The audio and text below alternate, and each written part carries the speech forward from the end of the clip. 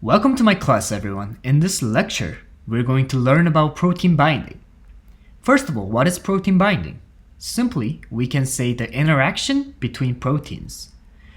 There are two terminologies here to remember, ligand and binding site.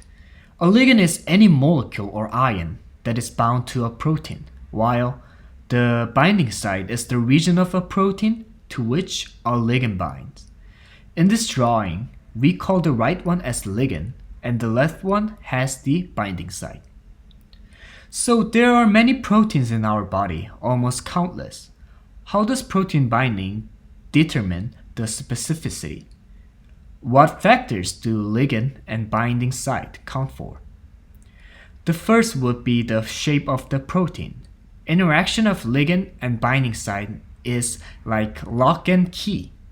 It has to be a correct matched shape to interact each other.